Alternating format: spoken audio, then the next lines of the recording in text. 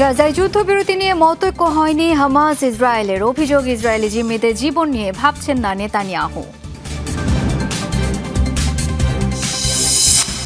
সিরিয়ার সংঘাত কবলিত দক্ষিণাঞ্চলে যুদ্ধবিরতির ঘোষণা অন্তর্বর্তী প্রেসিডেন্টের। শান্তি ফিরিয়ে আনতে সোয়েদায় মোতায়েন করা হচ্ছে সেনা সদস্যদের।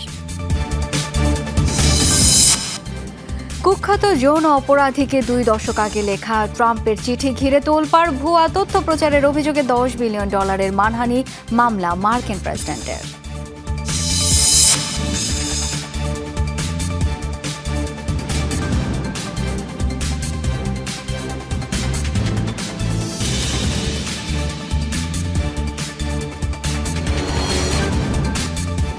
এতক্ষণ শিরোনাম দেখছিলেন, আপনাদের সাথে আছি আমি শাওন দত্ত। হামাস গাজায় স্থায়ী যুদ্ধবিরতির দাবি করলেও তা পুরোপুরি নাকচ করে দিয়েছে ইসরায়েল। তবে 60 দিনের সাময়িক যুদ্ধবিরতি নিয়ে এখনও আশাবাদী মার্কিন প্রেসিডেন্ট ডোনাল্ড ট্রাম্প। বলছেন দ্রুতই ফিরিয়ে আনা হবে 10 ইসরায়েলি জিম্মিকে। যুক্তরাষ্ট্র, কাতার ও মিশরের মধ্যস্থতায় এখনও চলছে আলোচনা। যখন তখন বোমা বিস্ফোরণ আর মৃত্যুর মুখে ছুটে চলা গাজার প্রতিটি শিশুর প্রতিদিনের বাস্তবতা। এলোপাথারি এই ছুটে চলার শেষ কোথায় কেউ জানে না। পরিপূর্ণ সংঘাত বন্ধ লাখ লাখ নিপীড়িত গাজাবাসীর স্বপ্ন।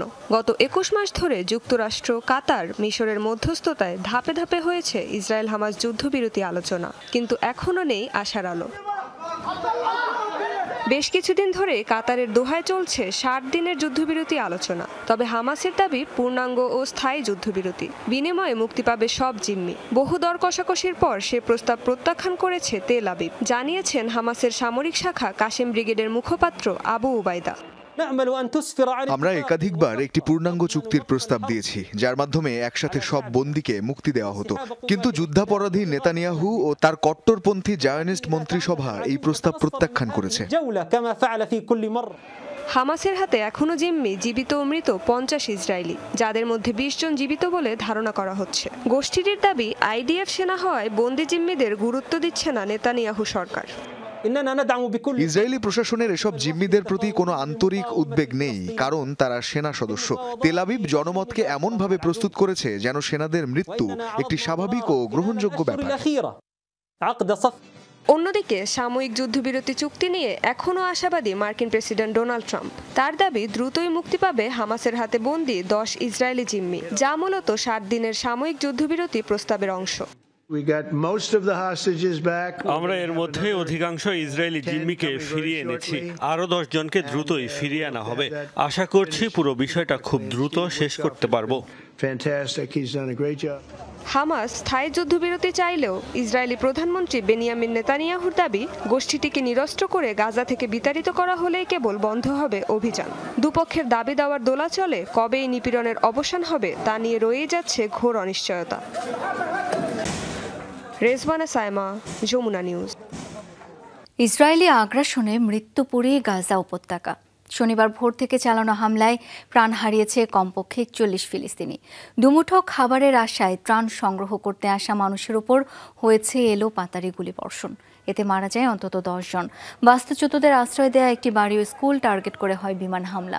এতে শিশুসহ প্রাণ হারান 3 জন। দেইর আল বালায় খাদ্যাভাবে মৃত্যু হয়েছে 1 বছর বয়সী এক শিশুর। গাজার স্বাস্থ্য মন্ত্রণালয় জানিয়েছে 21 মাস ধরে চলা আগ্রাসনে প্রাণ হারিয়েছে প্রায় 59,000 ফিলিস্তিনি।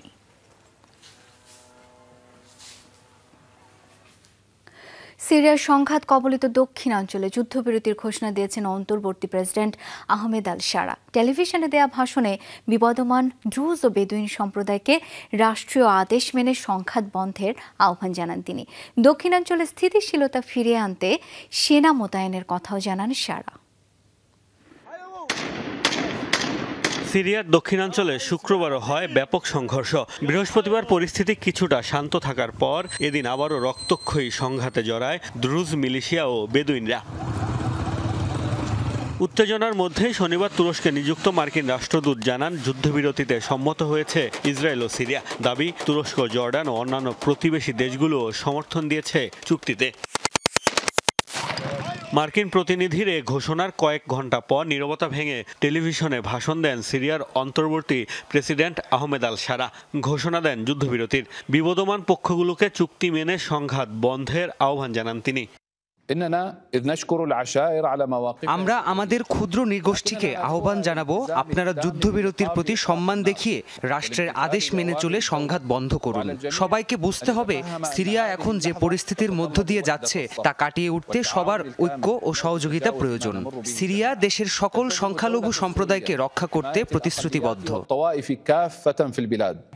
শারার দাবি, উত্তপ্ত পরিস্থিতি নিয়ন্ত্রণে সরকারের হস্তক্ষেপের আহ্বান জানিয়েছে আন্তর্জাতিক মহল। আর তাই দক্ষিণাঞ্চলে শান্তি ও স্থিতিশীলতা নিশ্চিতে মোতায়েন করা হচ্ছে সামরিক বাহিনীর সদস্যদের। বেসামরিকদের নিরাপত্তায় সংঘাত পুরোপুরি বন্ধ হওয়া পর্যন্ত সুয়েদায় সেনা থাকবে বলেও নিশ্চিত করেছে সিরীয় সরকার। পাল্টাপাল্টি অপহরণের অভিযোগে গত রোববার সিরিয়ার দক্ষিণাঞ্চলে দ্রুজ ও বেদুইনদের মধ্যে শুরু হয় রক্তক্ষয়ী সংঘর্ষ। পরে যাতে জড়িয়ে পড়ে সিরিয়ার সামরিক বাহিনী। দ্রুজদের রক্ষার অজুহাতে রাজধানী দামেস্ক সহ বিভিন্ন অঞ্চলে ভয়াবহ হামলা চালায় ইসরায়েলও। পরে গত বুধবার অঞ্চলটি থেকে সেনা সরিয়ে নেওয়ার সিদ্ধান্ত নেয় সিরীয় সরকার। প্রায় এক সপ্তাহের সংঘাতে 7 শতাধিক প্রাণহানির তথ্য দিয়েছে সিরিয়া বিষয়ক পর্যবেক্ষক সংস্থা SOHR। মোস্তফা মাহমুদ, যমুনা নিউজ। দখলকৃত পশ্চিম তীরে এক রাতে অন্তত 117 ভেড়া হত্যার অভিযোগ উঠেছে ইসরায়েলি দখলদারদের বিরুদ্ধে। পাশাপাশি দখলদারদের বিরুদ্ধে শতাধিক গবাদি পশু চুরির অভিযোগ তুলেছে ফিলিস্তিনের বেদুইন সম্প্রদায়ের মানুষেরা। পশ্চিম তীর থেকে ফিলিস্তিনি কৃষক ও খামারি হঠাতে এই হামলা চালানো হয়েছে বলে ধারণা করা হয়। এ বিষয়ে এখনো কোনো মন্তব্য করেনি ইসরায়েলি সামরিক বাহিনী। চলতি সপ্তাহে পশ্চিম তীরে বসবাসরত ফিলিস্তিনিদের উপর দখলদার ও নিরাপত্তা বাহিনীর ক্রমবর্ধমান আগ্রাসন নিয়ে প্রতিবেদন প্রকাশ করেছে জাতিসংঘ।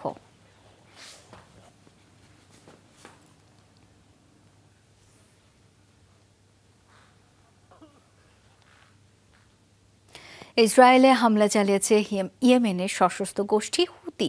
শুক্রবার রাতে তেল আবিবে ব্যালিস্টিক ক্ষেপণাস্ত্র নিক্ষেপ করা হয়, তবে বিমান প্রতিরক্ষা ব্যবস্থার মাধ্যমে তা প্রতিহতের দাবি করে নেতানিয়াহু বাহিনী। এই হামলায় কোনো হতাহত বা ক্ষয়ক্ষতির খবর পাওয়া যায়নি, তবে হামলার সময় কেন্দ্রীয় ইসরায়েল ও জেরুজালেম এলাকায় বাজানো হয় সতর্কতামূলক সাইরেন। এক বিবৃতিতে এই হামলার দায় স্বীকার করেছে ইরান সমর্থিত গোষ্ঠীটি। তারা জানায় তেল আবিবের বেন গুরিয়ন বিমানবন্দর লক্ষ্য করেই চালানো হয় আক্রমণ। কুখ্যাত যৌন অপরাধী জেফ্রি এপস্টেইনকে 22 বছর আগে লেখা ডোনাল্ড ট্রাম্পের এক চিঠি ঘিরে চলছে তোলপাড়। জন্মদিনের শুভেচ্ছা বার্তায় অশালীন ছবি জুড়ে দিয়েছিলেন ট্রাম্প। ওয়াল স্ট্রিট জার্নালে এমন বিস্ফোরক খবর প্রচার করায় ক্ষোভে ফেটে পড়েছেন মার্কিন প্রেসিডেন্ট। মার্কিন পত্রিকাটি এবং সংশ্লিষ্ট একাধিক ব্যক্তি ও প্রতিষ্ঠানের বিরুদ্ধে $10 বিলিয়ন মানহানি মামলা করেছেন তিনি। যৌন নিপীড়নকারী হিসেবে যুক্তরাষ্ট্রে কুখ্যাত এক নাম জেফ্রি এপস্টেইন। তার সাথে ডোনাল্ড ট্রাম্পের সখ্যতার ইতিহাস বেশ পুরনো। তবে আবারও বিষয়টি আলোচনায় এসেছে ওয়াল স্ট্রিট জার্নালের বিস্ফোরক এক প্রতিবেদন প্রকাশের পর। এতে বলা হয় 2003 সালে জেফ্রির 50তম জন্মদিনে টাইপরাইটারের মাধ্যমে লেখা একটি শুভেচ্ছা বার্তা পাঠিয়েছিলেন ট্রাম্প, যেখানে শুভ জন্মদিন লিখে জেফ্রির প্রতিটি দিন আলাদা এবং রহস্যময় হোক এমন কামনা করেন তিনি। সাথে মার্কার দিয়ে আঁকা একটি নগ্ন নারীর ছবিও ছিল, নিচে ডোনাল্ড নাম লেখা স্বাক্ষর। প্রতিবেদনটি প্রকাশের পরই ক্ষোভে ফেটে পড়েন ট্রাম্প। পুরো খবরটি ভিত্তিহীন বলে উড়িয়ে দেন। লেখার ভাষা কিংবা ছবি তার আঁকা নয় বলে দাবি করেন তিনি। হুমকি দেন প্রতিবেদনের সাথে জড়িতদের বিরুদ্ধে আইনি ব্যবস্থা নেয়ার। একদিন যেতেই $10 বিলিয়ন মানহানি মামলা করেছেন ট্রাম্প। অভিযুক্তের তালিকায় ওয়াল স্ট্রিট জার্নালের 2 সাংবাদিক, পত্রিকাটির মালিক প্রতিষ্ঠান ডো জোন্স, নিউজ কর্প এবং মিডিয়া মুঘল রুপার্ট মারডক। নারী ও শিশু পাচার এবং যৌনকর্মে ব্যবহারের গুরুতর অভিযোগ ছিল জেফ্রির বিরুদ্ধে। বিচার কাজ চলাকালে 2019 সালে কারাগারে আত্মহত্যা করেন তিনি। ট্রাম্প শিবির নিজেই ষড়যন্ত্র তত্ত্ব ছড়ায়। 2021 সালে ট্রাম্পের ভাইস প্রেসিডেন্ট জেডি ভান্স অভিযোগ করেছিলেন জেফ্রির গ্রাহকদের তালিকা গোপন করছে বাইডেন প্রশাসন। এই তালিকায় সাবেক প্রেসিডেন্ট বিল ক্লিন্টনের নাম আছে বলেও গুঞ্জন শোনা যায়। জেফ্রির মৃত্যু নিয়েও প্রশ্ন তোলে রিপাবলিকানরা। এবার সেই ষড়যন্ত্র তত্ত্বই বুমেরাং হয়ে ফিরল ট্রাম্পের দিকে। এখন অবশ্য তার শিবির বলছে গ্রাহক তালিকার মতো কোনো কিছু আসলে নেই, জেফরির মৃত্যুও আত্মহনন বলেই প্রচার করছে। এমন পরিস্থিতিতে জেফরি কেসের কয়েকটি নথি প্রকাশে নিউ ইয়র্কের আদালতে আবেদন করেছে ট্রাম্প প্রশাসন। ডরথি দাস্ট্রিন, যমুনা নিউজ। বেশি বাড়াবাড়ি করলে ভেঙে যাবে ব্রিক্স জোট, এমন মন্তব্য করেছেন মার্কিন প্রেসিডেন্ট ডোনাল্ড ট্রাম্প। ভারত সহ জোটভুক্ত দেশগুলোর উপর 10% শুল্ক আরোপের হুমকিও দিয়েছেন তিনি। আমেরিকা বিরোধী নানা পদক্ষেপের জন্য অর্থনৈতিক জোট ব্রিক্সের কড়া সমালোচনা করেন তিনি। জোটকে কটাক্ষ করে নানা মন্তব্যও করেন, হুমকি দেন বেশি শক্তিশালী হওয়ার চেষ্টা করলে খুব দ্রুতই ভেঙে যাবে এই জোট। ট্রাম্প বলেন, গুরুত্বপূর্ণ মুদ্রা হিসেবে বিশ্বজুড়ে মার্কিন ডলারের অবস্থান ধরে রাখতে দৃঢ় প্রতিজ্ঞ তিনি। কখনোই যুক্তরাষ্ট্রে অন্য কোনো দেশের সরকারি ডিজিটাল মুদ্রার অনুমোদন দেয়া হবে না বলেও জানান তিনি। ব্রিক্স নামে ছোট একটা জোট আছে যেটা খুব দ্রুতই ভেঙে যাওয়ার পথে। তাদের সভায় বলতে গেলে কেউই আসে না। এই জোট মার্কিন শুল্ক আরোপকে ভয় পাচ্ছে। বেশি শক্তিশালী হওয়ার চেষ্টা করলে খুব দ্রুতই ভেঙে পড়বে জোটটি। ইউক্রেনের বেশ কয়েকটি সামরিক স্থাপনায় হামলা এবং আরও কয়েকটি নতুন বসতি দখলের দাবি জানিয়েছে রাশিয়া। গেল এক সপ্তাহে ইউক্রেনের বিভিন্ন সামরিক স্থাপনা, বিমানবন্দর, অস্ত্রাগার ও জ্বালানি ডিপো লক্ষ্য করে অন্তত 5টি ক্লাস্টার বোমা নিক্ষেপের কথা জানিয়েছে রুশ প্রতিরক্ষা বিভাগ। দখলে নিয়েছে খার্কিভ, দোনেৎস্ক, জাপোরিজিয়া সহ অন্তত 10টি বসতি। পাশাপাশি ইউক্রেনের হাজারের বেশি ড্রোন ভূপাতিত করার দাবি জানিয়েছে মস্কো। একই দিনে ইউক্রেনের প্রেসিডেন্ট ভলোদিমির জেলেনস্কি জানান, সবচেয়ে বেশি নজর দেওয়া হচ্ছে সীমান্তে যুদ্ধ পরিস্থিতির উপর। ব্যাপকভাবে ক্ষতিগ্রস্ত 4টি এলাকা।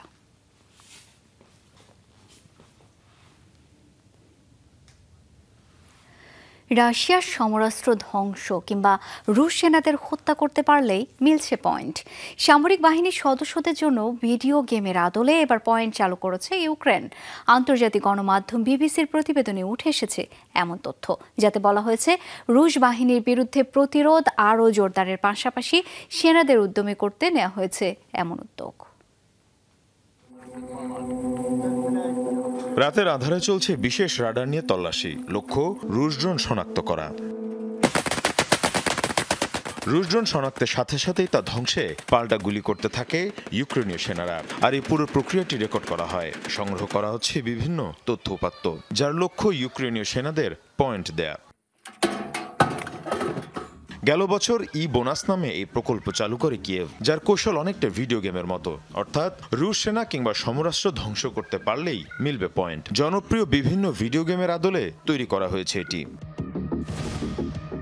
লক্ষ্যবস্তু যত বড়, পয়েন্টের পরিমাণও তত বেশি। যেমন রকেট লঞ্চার ধ্বংস করলে মিলবে 50 পয়েন্ট, অন্যদিকে ট্যাঙ্কে মিলছে 40। এসব ভিডিও সংগ্রহের পর সেগুলোতে জুড়ে দেওয়া হচ্ছে মিউজিক। এরপর সেগুলো প্রচার করা হচ্ছে সামাজিক মাধ্যমে। কেউ বলছে সেনা সদস্যদের আরও উদ্যমী করতে নেওয়া হয়েছে পয়েন্ট দেওয়ার এই উদ্যোগ। এর পাশাপাশি যুদ্ধকৌশলের বিভিন্ন তথ্য সংগ্রহ করা হচ্ছে।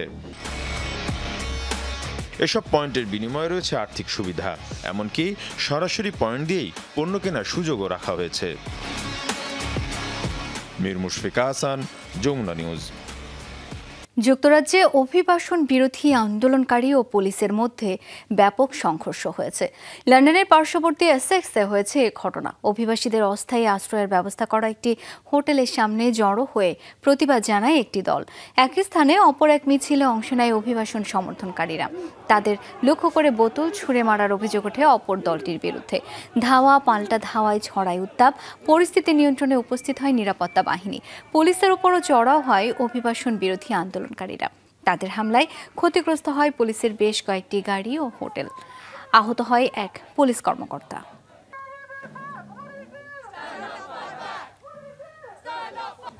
কঙ্গোর সরকারের সাথে M23 বিদ্রোহী গোষ্ঠীর মধ্যে একটি সমঝোতা চুক্তি হয়েছে। শনিবার কাতারের রাজধানী দোহায় দুপক্ষের মধ্যে চুক্তি স্বাক্ষর হয়। পূর্ব কঙ্গে দুপক্ষের মধ্যে চলমান রক্তক্ষয়ী সংঘাত বন্ধে এই সমঝোতা হয়। গেল জানুয়ারিতে রুয়ান্ডা সমর্থিত M23 বিদ্রোহীরা কঙ্গোর দুটি বৃহত্তম শহর দখলে নেয়। এই সংঘর্ষে অসংখ্য মানুষ নিহত হন, বাস্তুচ্যুত হন অনেকে। অঞ্চলটিতে পূর্ণাঙ্গ যুদ্ধ ছড়িয়ে পড়ার ঝুঁকি সৃষ্টি হয়। এই পরিস্থিতিতে গেল মার্চে DRC প্রেসিডেন্ট ফেলিক্স তিসেকেদি এবং রুয়ান্ডার প্রেসিডেন্ট পল কাগামের মধ্যে একটি বৈঠকের আয়োজন করে কাতার। উভয় পক্ষ তাৎক্ষণিক ও নিঃশর্ত যুদ্ধবিরতির আহ্বান জানায়। যুক্তরাষ্ট্রের লস অ্যাঞ্জেলসে ভয়াবহ গ্রেনেড বিস্ফোরণে প্রাণ হারিয়েছেন 3 পুলিশ সদস্য। শুক্রবার সকালে একটি প্রশিক্ষণ কেন্দ্রে এই দুর্ঘটনা ঘটে। নিরাপত্তা বিভাগ জানায়, আগের দিন সান্তা মনিকা থেকে একটি গ্রেনেড উদ্ধার করা হয়। সেটিকে নিষ্ক্রিয় করার সময়ে ঘটে বিস্ফোরণ। এতে ঘটনাস্থলে প্রাণ হারান নিরাপত্তা বাহিনীর ওই সদস্যরা। নিহতদের পরিচয় এখনও প্রকাশ করা হয়নি। জানা যায়নি বিস্ফোরণের কারণও চলছে তদন্ত। শোক প্রকাশ করেছে নিরাপত্তা বিভাগ ও প্রশাসন। সরকারি ভবনগুলোয় অর্ধনমিত রাখা হয়েছে জাতীয় পতাকা।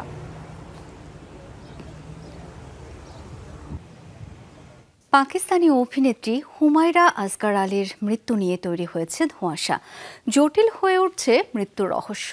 ডিএনএ স্যাম্পল রিপোর্টে শরীরে কোনো রকম মাদক কিংবা চেতনানাশকের আলামত পাওয়া যায়নি। তবে বাবা মার দাবি, পরিকল্পিতভাবে খুন করা হয়েছে তাদের মেয়েকে। এদিকে মৃতের বাবা মার আচরণ নিয়ে সামাজিক যোগাযোগ মাধ্যমে সমালোচনা করছেন অনেকে। ক্রমশ ঘোলাটে হয়ে উঠছে পাকিস্তানি অভিনেত্রী হুমায়রা আসগার আলীর মৃত্যু রহস্য।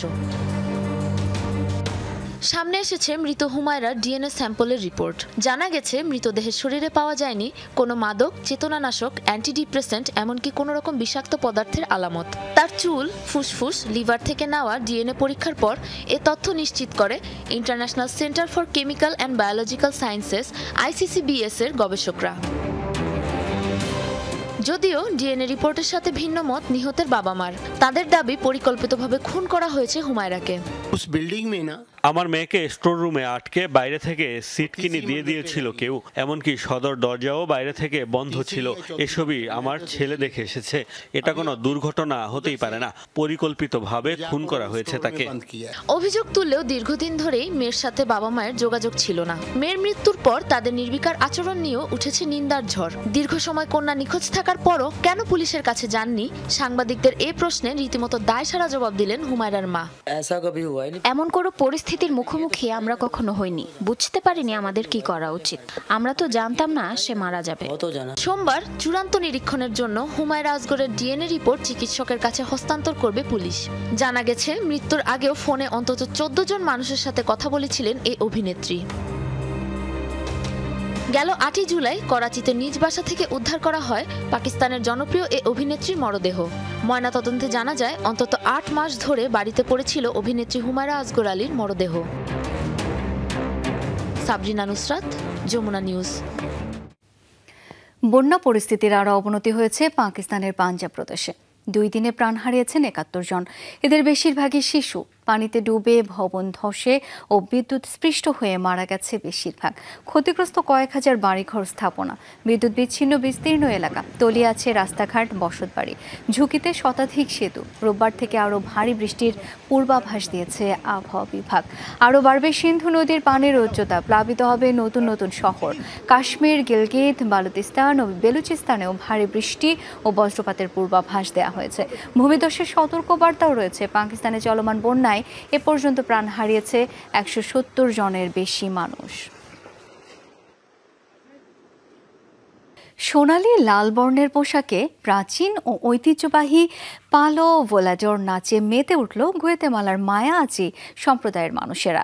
পায়ে দড়ি বেঁধে 22 মিটার দীর্ঘ পাইন গাছের গুড়িতে ঝুলে বাহারি নৃত্যে মগ্ন শিল্পীরা।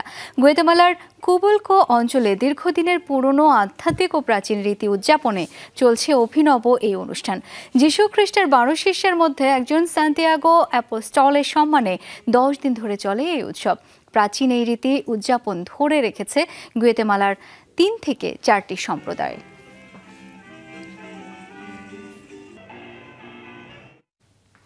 দর্শক, যমুনা ডেস্ক পর্যন্তই। ধন্যবাদ এতক্ষণ সাথে থাকার জন্য।